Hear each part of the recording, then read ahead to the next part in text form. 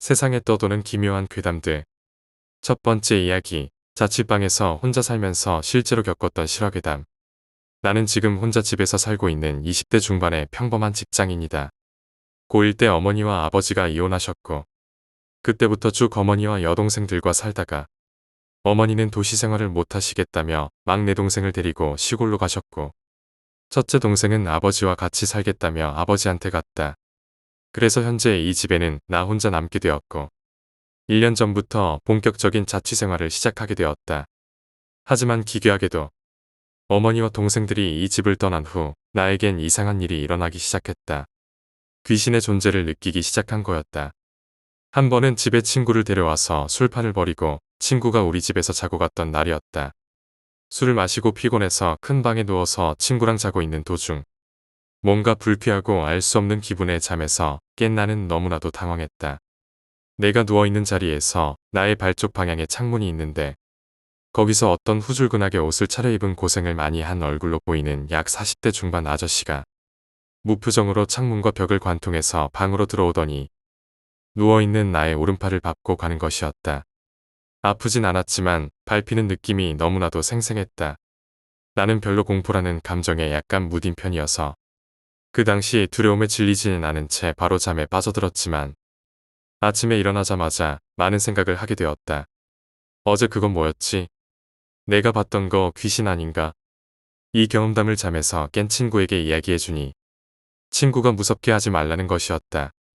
안 그래도 친구도 자다가 잠시 잠이 깬 적이 있었는데 바로 친구 옆에 누워서 자고 있던 내가 자면서 누구랑 대화를 했다는 것이었다. 안 그래도 친구는 내가 잠꼬대하는 걸 보고 소름 끼쳐 했는데 아침에 자고 일어났는데 내가 자다가 귀신을 본 이야기를 해주니 얼마나 더더욱 소름이 끼쳤겠는가.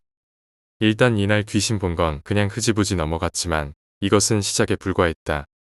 이 일이 있은 지 며칠 후 한 번은 밤에 불을 끄고 이불을 머리맡 끝까지 뒤집어 쓰고 자고 있다가 새벽에 잠에서 깬 나는 또다시 당황하게 되었다. 이불 때문에 보이진 않았지만 내 바로 옆에 누군가가 서서 나를 내려다보고 있던 것이었다.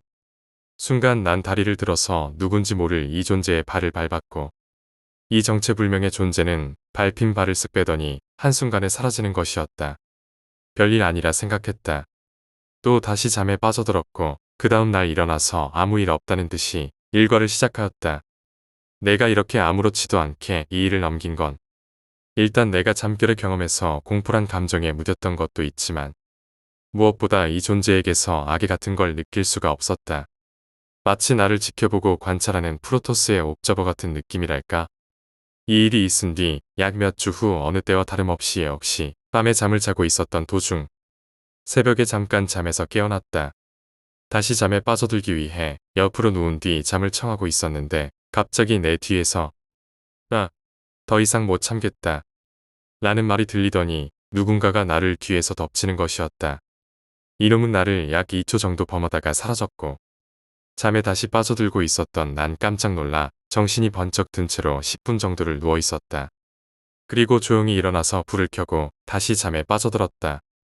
이날 이후로 난 슬슬 내가 이때까지 봐온 이 정체들에 대해서 진지하게 생각하기 시작했다.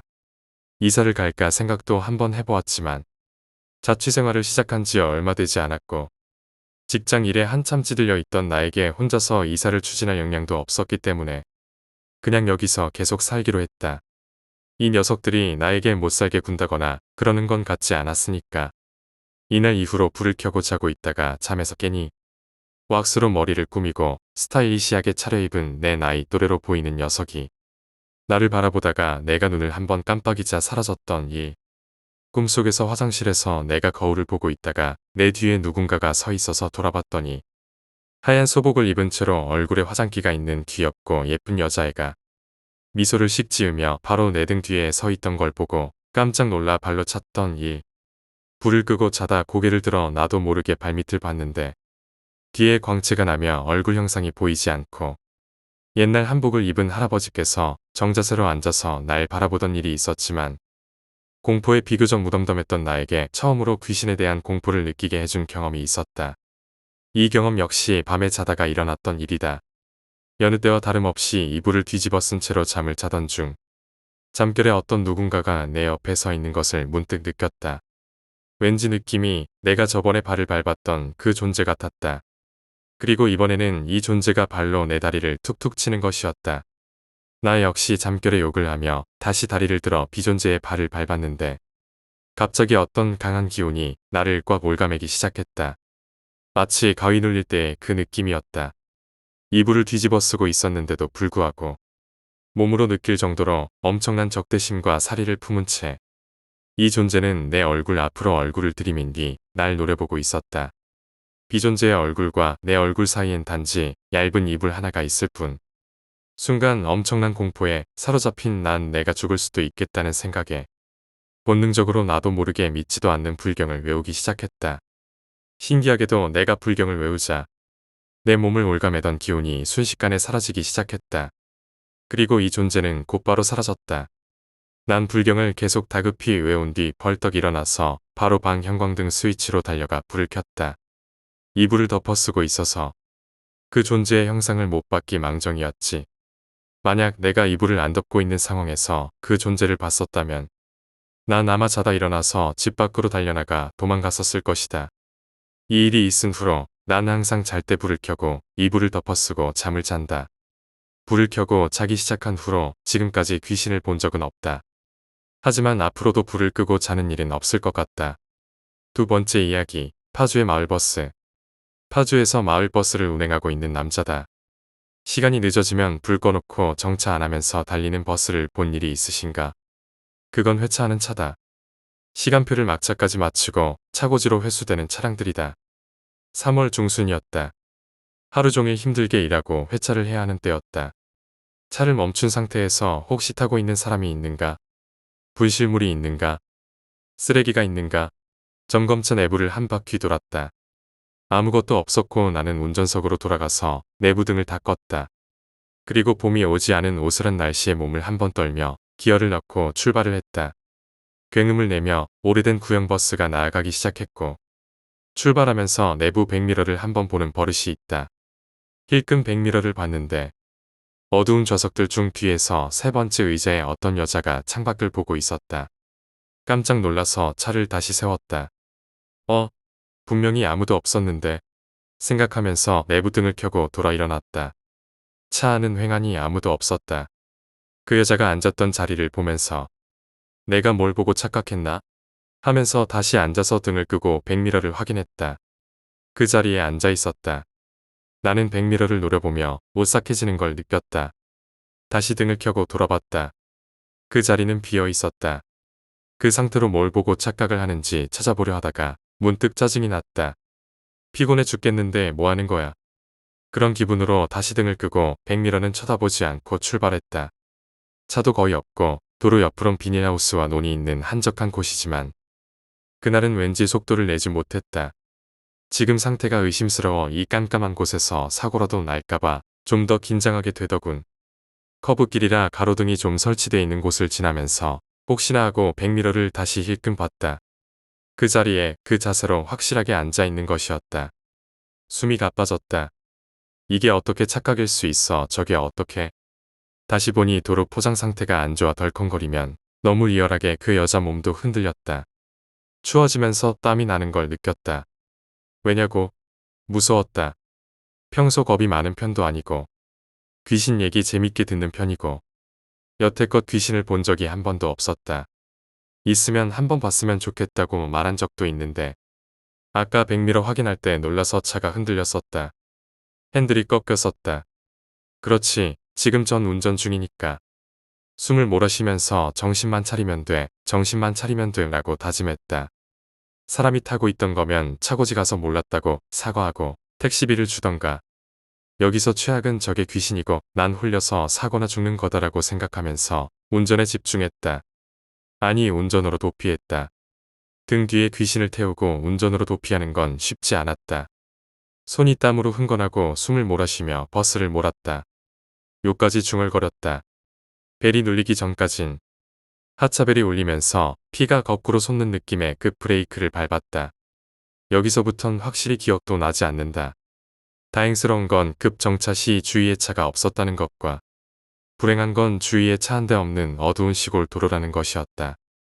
제정신 아닌 상태로 차 핸들을 바라보며 숨을 헐떡이고 있을 때 그 여자가 내 옆에 왔다는 게 느껴졌다. 같이 떨고 있었을 거다. 차 앞 유리에 희미하게 비친 사람이 내 옆에 있었다. 내 귀에 그 여자 얼굴이 가까웠다. 나한테 속삭이듯 말을 했다. 지금 생각하면 재밌는 게 그 말이 그 당시 들리지 않았는데 조금씩 차분해졌다는 거다. 나는 뒷문을 열었다. 그리고 잠시 후에 사라졌다는 게 느껴지고 다시 닫았다. 다시 침착하게 출발해서 그날 하루가 무사히 갔다. 차고지에 차를 주차하고 제 차로 집으로 오면서 생각하니 그때 속삭였던 말이 떠올랐다. 이게 내가 기억을 왜곡한 건지 확실치는 않지만 이렇게 두 마디였었다. 그러지 말아요. 미안해요. 속삭이는 음성이라 확실진 않지만 슬프게 느껴지는 음성이었다. 점구 평상복 입은 여자였는데 내린 곳은 꽃마을이었다. 이미 임종한 처자라면 어떤 사연이 있는지 편안히 쉬었으면 좋겠다. 물론 당시엔 죽을 맛이었지만 재밌는 경험이었다. 내가 경험했던 얘기다.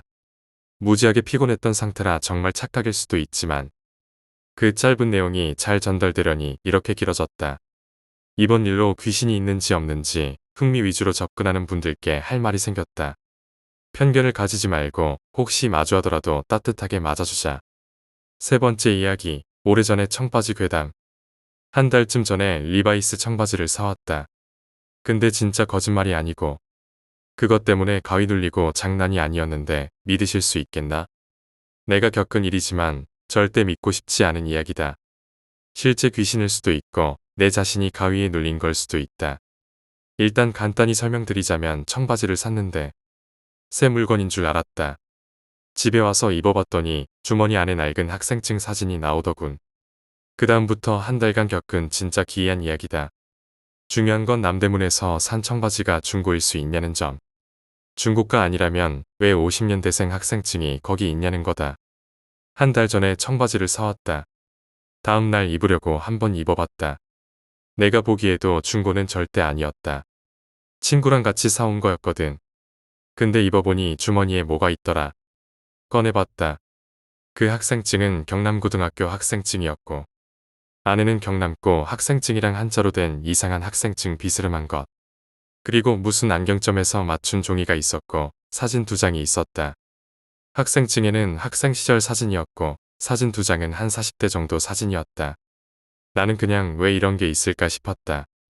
그냥 중고인가 생각했는데 친구랑 직접 보고 샀기 때문에 절대 중고도 아니었다. 이상하다 생각하면서 구석에 쳐박고 그냥 몇 번 입고 다녔다. 일단 그러고 처음에 일주일 정도 좋다고 입고 다녔다. 그런데 나는 그동안 귀신이고 나발이고 한 번도 겪은 적도 없고 가위 눌린 적도 없었다. 처음으로 학교에서 잘 때 가위에 눌렸다.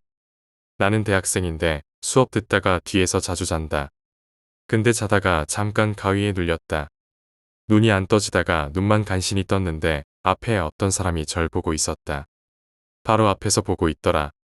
정말 장난 아니고 바로 코앞에 있어서 그 사람 눈만 보였다. 장난 아니고 소리 지르면서 수업에서 일어나서 개망신당하고 집에 왔다. 지식인 검색해보니 가위는 몸이 허하면 나타나는 거라고 하더라. 그래서 그냥 안심하고 잤다. 그런데 그날인가? 다음 날인가? 가위에 눌렸다. 거의 이틀에 한 번쯤은 가위에 눌린 것 같다.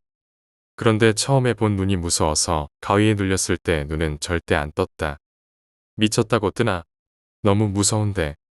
그래서 참고 지내고 있었다. 그러다가 가위에 또 눌렸다. 정말 미치겠더라. 요즘 학교에서도 잠도 못 자고 그래서 그냥 눈 떠버렸다. 한 아저씨가 있더라. 처음엔 누군지도 몰랐다. 그냥 보고 있었다. 정말 닭살 돋고.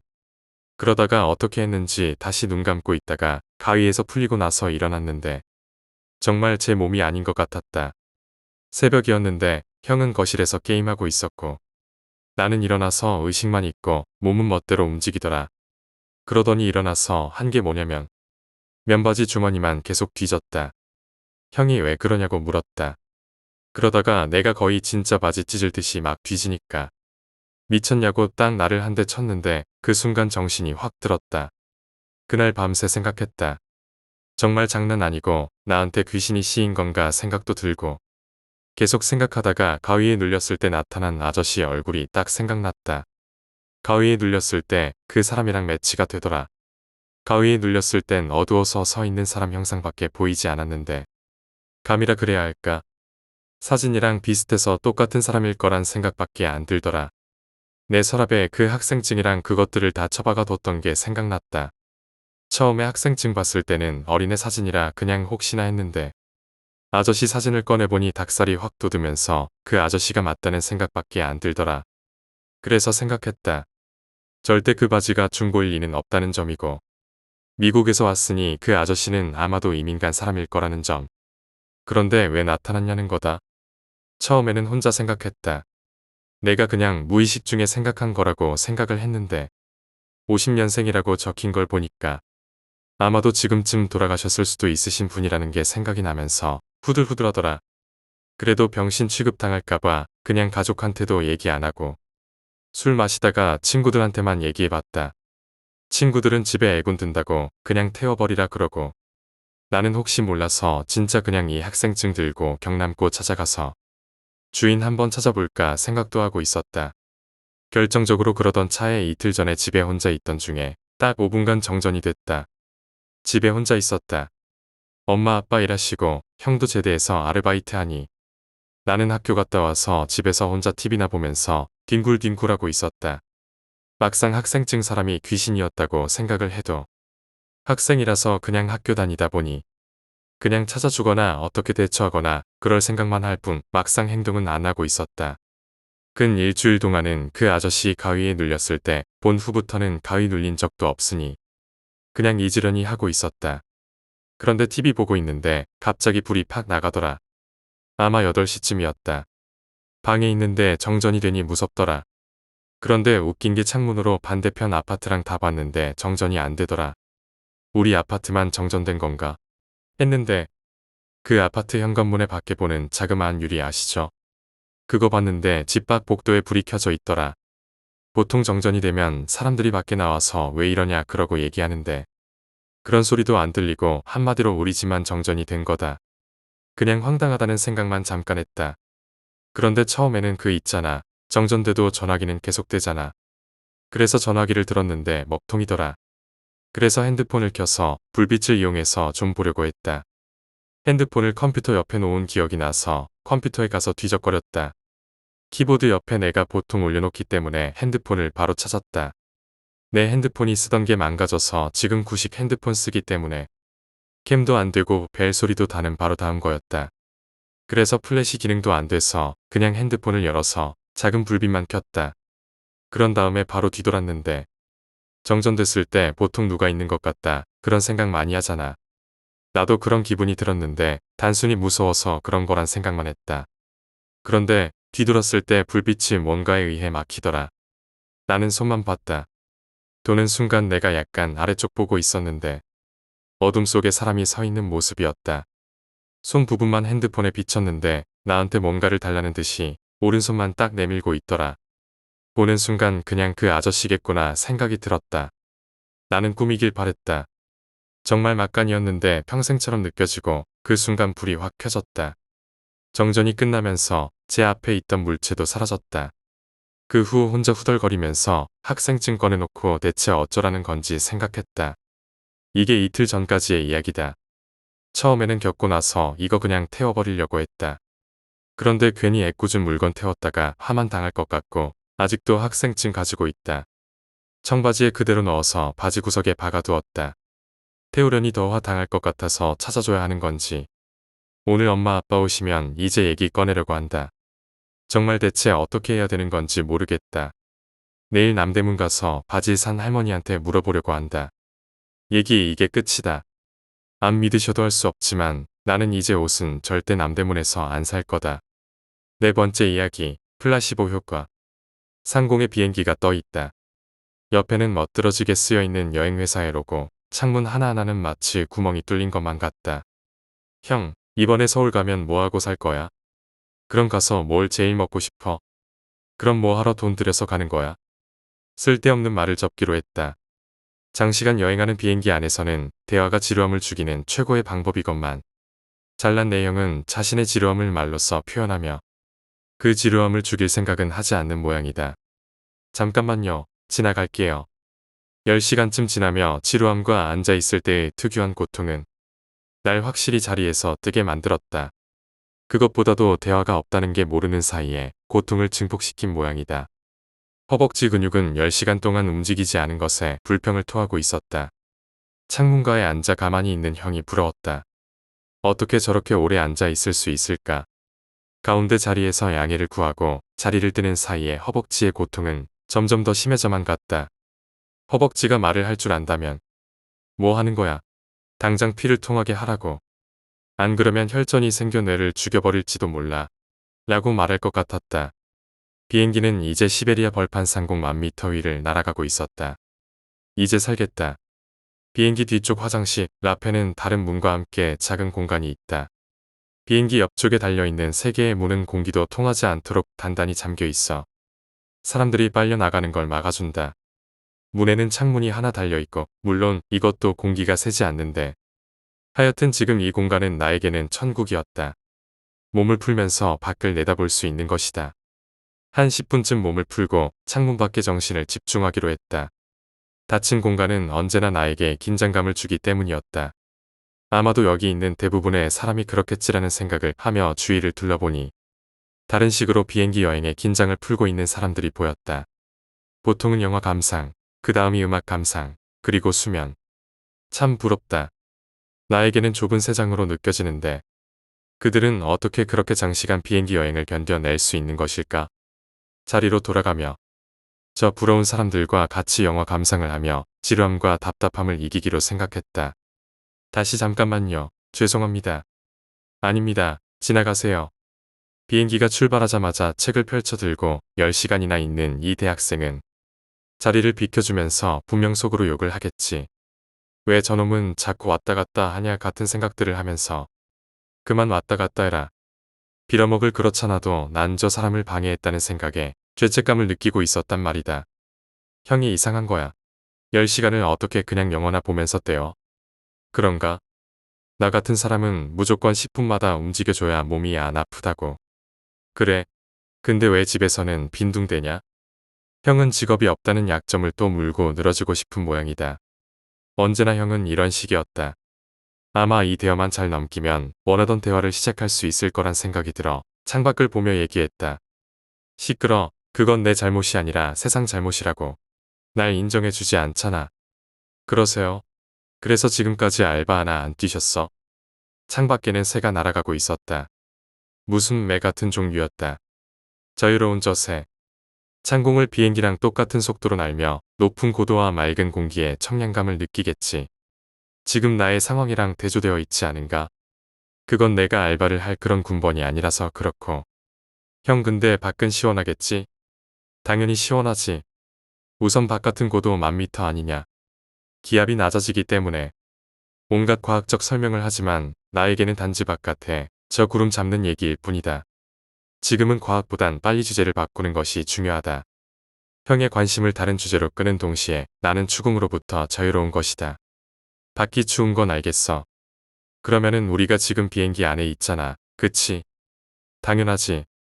또 단답형, 속히 형의 관심을 끌어야 한다. 그리고 비행기는 그 무엇이냐 벌집 같은 구조의 금속으로 이루어져 있잖아. 그치? 비행기는 조금이라도 무게를 줄이기 위해서 벌집 구조의 금속으로 만들어져 있지. 무게를 줄이자고 얇은 걸 쓸 수는 없기에. 과학자들이 연구한 결과 벌집 구조가 무게 대 내구성 효율이 제일 높은 걸로 나타났기 때문에 쓰는 거야. 근데 그래도 비행기는 무겁잖아. 그치? 그런데 너도 알듯이 베르누이의 법칙이 있잖아. 난 몰라. 그게 뭔데? 무식한 놈. 모르냐? 공기는 액체처럼 움직여. 그걸 이용하는 거야. 설명을 해야지. 이쯤에서 형의 우월감을 자극해야 한다. 이렇게 대화를 이끌어가면 적어도 3시간은 과학 얘기를 할 테니. 그만큼 지루함은 상대적으로 덜해질 테니까 말이다. 잘 들어. 비행기 옆에 날개는 유선형으로 이루어져 있어. 물고기 모양으로 생겼단 말이지. 그럼 날개 떼서 바다에 놓으면 헤엄도 칠 수 있다는 소리야. 무식한 새끼. 알았어. 입 닥칠게. 날개 위는 곡선이고 날개 밑은 직선이야. 너는 곡선 옆을 지나가는 게 빠르겠냐? 아니면 직선으로 지나가는 게 빠르겠냐? 직선이 빠르겠지? 그렇지. 무식한 놈도 이런 건 아는구나. 알아, 이 잘난 척만 하는 형님아. 안다고. 그래도 이 방법만이 지루함을 이길 수 있는데 어떡하랴. 하여튼 직선으로 되어 있는 부분의 공기는 상대적으로 곡선 쪽의 공기보다 몇 배는 빠르게 움직여. 그래서 빠르게 지나가면서 날개를 툭툭 쳐대기 때문에 비행기가 뜨는 거다. 그렇지. 대신 공기는 유체이기 때문에 내가 지나가는 사람 어깨 치는 것처럼 치는 게 아니라 내가 노젓는 것 같은 저항이 일어난다. 알겠니? 비유도 참 무식하게 하네. 당연하지. 내가 무식하니까. 그래. 근데 무식한 얘기 나와서 말인데 그 누나랑은 어떻게 됐어? 그건 됐어 임마. 형의 관심사는 과학밖에 없는 모양이다. 창문 밖의 공기는 비행기의 속도만큼 옆으로 쌩쌩 지나가고 있었다. 소리는 들리지 않지만 몸을 푼 탓일까? 마치 소리가 들리는 것만 같았다. 허벅지의 고통도 점점 참을 만한 수준으로 내려가고 있었다. 대화는 역시 모든 걸 푼다는 말이 맞는 듯하다. 형, 그러면은 전투기들 있잖아. 그거 막 공내도 하고 그러잖아. 옆으로 눕고 거꾸로도 가고. 그렇지. 근데 날개가 거꾸로 되면 그 뜨는 힘이 반대로 되잖아. 그렇겠지? 날개가 반대 방향이면. 그럼 그건 지금 이 비행기가 중력을 거스르는 힘만큼의 힘을 바닥으로 곤두박질 치는데 쓰는 거잖아. 그렇지. 게다가 중력을 합하면 그 힘은 무지막지하겠는걸. 근데 안 그러잖아. 내가 예전에 그 알잖아. 전투기 사진 공모전. 그 돈 하나도 못 벌어낸 그거. 형은 끝까지 내 약점을 잡아차려고 안달이다. 부모님이 내가 형한테 얹혀 산다는 걸 알면 길길이 튀신다는 걸 알고 이렇게 행동하는 모양이다. 다시 허벅지의 고통은 참을 수 없이 늘어나기 시작했다. 괴롭다. 고통은 더더욱 증폭되어 간다. 내 허벅지의 근육과 혈관은 나에게 혈액 손실증에 걸린 환자의 고통을 기어이 맛보게 해줄 모양이다.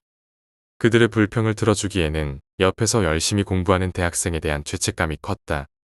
이 순간에 또 비켜달라고 하기에는 너무 금방이었다. 가운데, 그래. 가운데는 이렇게 고통스러운 것이다. 둘째로 태어난 것도 서러운데 비행기에서까지 끼인 상태라니. 태우야. 형이 내 이름을 부른다는 것은 무언가 상황이 고조되고 있다는 신호였다. 저번에도 내가 큰 잘못을 했을 때 형이 내 이름을 부르는 목소리도 이 정도로 심각하지는 않았다.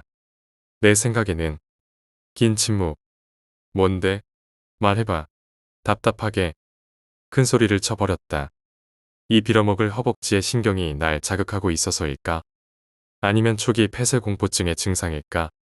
그제야 나는 나의 행동이 얼마나 어리석었는지 깨달았다. 취침 시간에 소리를 지르는 행동은 영화 감상을 하던 앞자리, 수면을 취하고 있었던 뒷자리, 그리고 공부를 하던 옆자리의 대학생을 포함한 온 비행기에 사람들의 시선을 집중시켰다. 아마도 우린 속은 걸지도 몰라. 주위의 시선은 개의치 않는다는 태도는 내 궁금증을 더더욱 자극했다.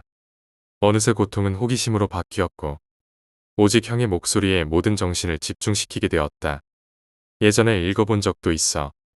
뉴사이언스. 그 잡지에서도 말했듯이 베르누이의 정리는 비행기의 양력을 증명하지 않는다고. 무슨 소리야? 사실상 그 법칙은 비행기가 뜨는 거랑은 관계가 없다는 거야. 애초에 기압부터가 지상의 4분의 1이야. 지상에서 실험했을 때의 저항은 여기서도 4분의 1인 거야. 그래서 그리고 무게도 생각해야지. 짐과 사람들의 무게. 그리고 비행기의 무게를 더하면 이미 이 정도의 저항으로는 이건 뜨지도 못해. 형, 심각한 목소리로 큰 소리 치지 좀 말고 뭔 소린지 얘기해봐. 못 알아듣겠어. 방금 비행기 정보판으로 속도랑 고도를 확인했어. 우리는 이 정도 속도를 가지고선 못 난다는 거야. 불가능하다고. 지금 이 비행기가 나는 게 저 빌어먹을 과학. 형의 혼잣말과 같은 그 말은 혼란을 가져왔다. 지금 저 말은 이 비행기가 아니 나랑 형, 저 사람들이 뜨고 있는 것이 불가능하다는 소리 아닌가. 저기요. 그럼 지금 우리는 어떻게 날고 있는 거죠? 옆에 대학생이 응수했다. 그래, 형한테 망신을 줘. 그래야 이 공포에서 벗어날 거 아닌가. 지금 우리가 날고 있는 건 당연한 게 아니라는 공포에서. 모르겠어요. 어떻게 된 건지. 지금까지 물리학을 공부해오면서 세상의 모든 것을 알았다고 자부해왔는데 웅성웅성 사람들이 얘기를 하기 시작했다. 방금 내가 그들의 주의를 끌고 사람들에게 충격적인 말을 형에게 하게 내버려 둔 탓이다. 비행기가 사실 날 수 있는 게 아니래. 저기 엄마, 비행기 원래 못 나는 거야. 아무래도 그건 사실이 아닌 것 같은데 비행기의 양력은 말도 안 돼. 밖에 보면 우리가 날고 있다는 게 확실하잖아.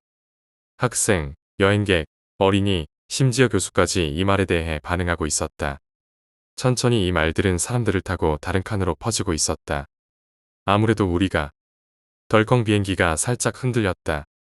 아니, 보통 바람에 흔들리는 정도가 아니었다. 지금 기류의 변화로 인해 기내가 흔들리고 있으니 상투적인 스튜어디스의 안내이자 경고 방송. 안 돼. 전부 다 말하는 걸 멈춰. 덜컹 한 번 더 흔들리며 내 형이 내 어깨를 밀쳐내고 대학생을 밀쳐내고 뛰어나가기 시작했다. 사람들이 더욱 궁성거렸다. 고작 저런 설득력 없는 욕설로 관중의 행동을 멈추려 하다니. 그 지혜롭던 형은 어디로 간 것일까? 하지만 저 표정은 무언가 말하고 있었다. 한 번 더 덜컹. 전부 말하는 걸 그만두세요. 아니, 그만두셔야 해요. 웅성거림은 멈추지 않았다. 다시 한 번 덜컹. 전부 조용히 하라고요. 흔들림은 이제 보통 기류의 변화가 아니었다. 지금 기류의 변화가 있으니 전부 자리에 앉아. 기내 방송과 웅성거림은 그칠 줄 몰랐다. 소리와 함께 그리고 흔들림과 함께 혼란은 가라앉을 기미를 보여주지 않았다. 전부 입 닥치라고. 입안 닥치면 전부 다 죽어. 그 말을 증명이라도 하듯 덜컹거림은 이제 한도를 넘어섰다. 날개는 휘어지다 못해 마치 새의 날개를 보는 듯했다. 그렇지. 새. 이 단어가 갑자기 머리를 파고들었다. 잠깐 어떻게 새가 1000m 상공을 날고 있던 거지. 제발 입 좀 닥치라고. 형의 목소리는 이제 답답함과 억울함, 그리고 공포로 얼룩져 있었다. 이제 덜컹거림은 연속적인 흔들림이 되었다. 어떻게 된 거야? 역시 저 사람 말이 맞았어. 비행기는 못 뜬다고. 안 돼, 이럴 리가 없어. 모두가 공포에 질렸다. 모두가 비행기는 뜰 수 없다고 믿게 되었다. 이제 흔들림은 바닥을 향한 소용돌이로 바뀌었다. 사람은 한쪽 벽, 혹은 천장, 소용돌이의 방향에 따라 한쪽으로 치우쳤고 일부는 밀려서 마치 지하철에 러시아어를 연상시키는 장면을 만들었다. 이제 인간의 언어란 찾아볼 수 없었다. 오직 그들, 아니 우리가 할 수 있는 거라고는. 인류가 원숭이적부터 내던 공포의 비명을 내지를 뿐. 암흑만의 나의 시야를 맞이했다. 과연 우리가 믿던 것은 무엇이었을까?